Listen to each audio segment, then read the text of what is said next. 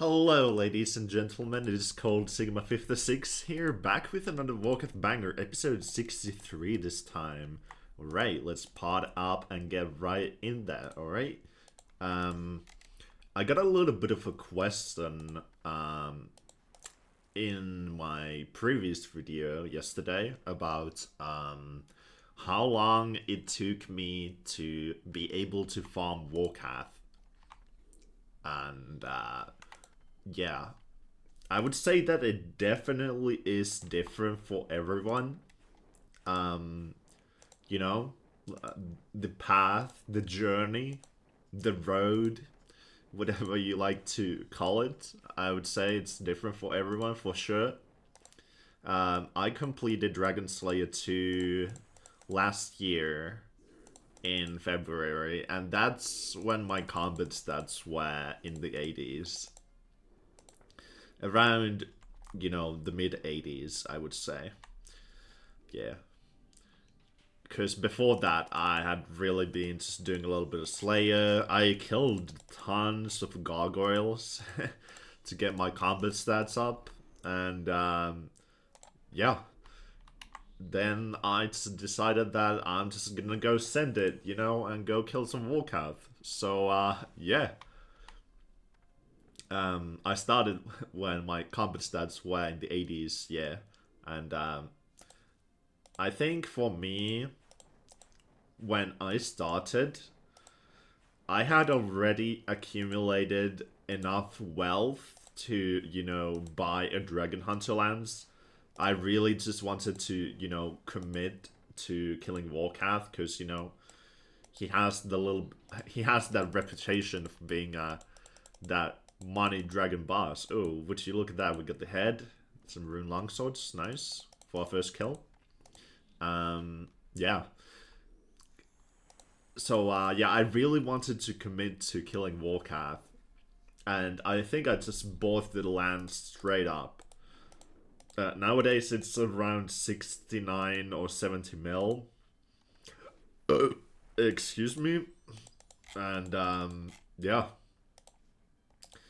I would say that if you want to farm Vorkath, seriously, if you want to commit to the long-term grind, definitely get the lance and definitely get the salve amulet. Well, of course, if you are doing it ranged, then it is a little bit different, but melee is my preferred method. And why? Well, it's quite self-explanatory when you really think about it, when you are doing Vorkath melee instead of ranged, you don't have to pay for the ammo, the bolts, you save some money there. Because, you already have to pay for the food and the potions, so I don't want to pay for the, bolts just to kill the boss. When I think melee is a little bit faster anyways. Correct me if I'm wrong, but I think melee is a little bit faster anyways than ranged. Yeah. Yeah. And to this good gentleman who asked this comment, who sent this comment, yeah, I did kind of reply to you already in the comment section of episode 62, yeah. But just thought I would give a little bit of an explanation like this too, because it definitely is something, For some people, it takes a little bit longer to, learn how to kill a boss consistently to a point where they can really farm it for money. And for some people, it takes a little bit less, and, that's how it is. But, one thing I can promise, alright?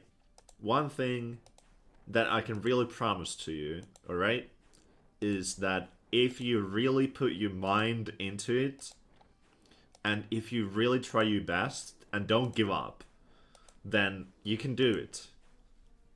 It's not that difficult at the end of the day, A game like RuneScape, Sure, there are things to be learned, and, like me, sometimes you mess up, and like me, I died in my yesterday's episode.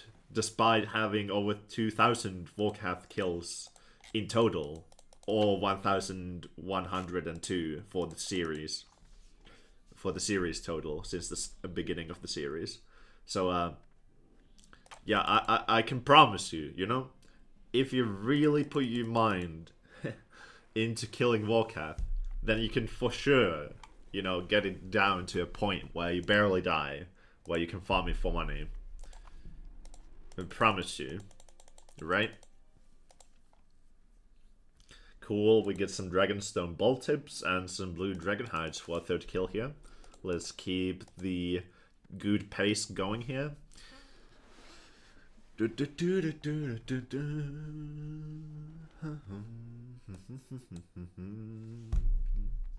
What else did I do before I did Vorkath?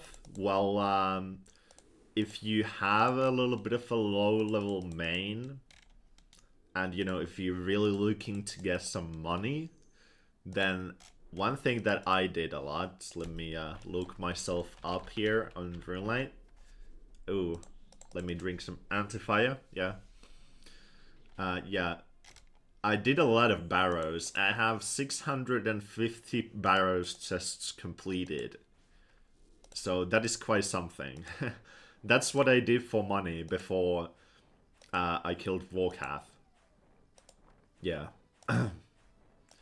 And definitely, if you are a lower level account, I would highly recommend you to just pay for membership with, you know, real life currency instead of GP in RuneScape by buying bonds, you know, because it takes a little bit of time to set up your account to a point where, you know, farming money becomes a little bit easier, a little bit more, a little bit less painless, and yeah, it does get a little bit of time to get that down.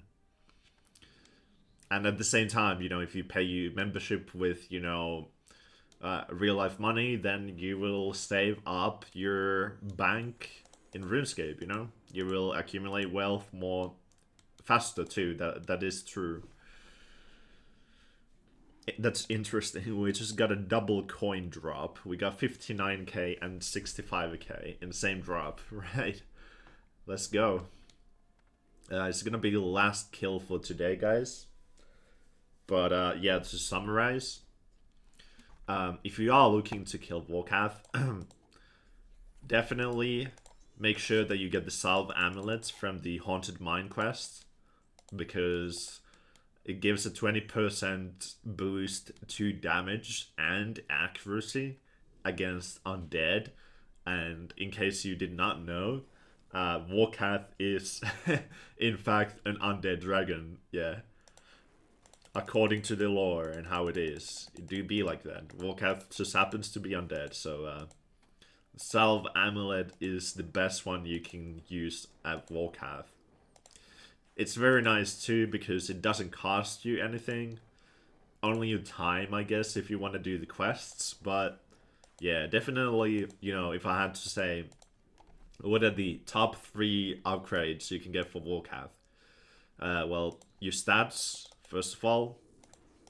If you have high strength, high attack, then that definitely contributes to faster kills.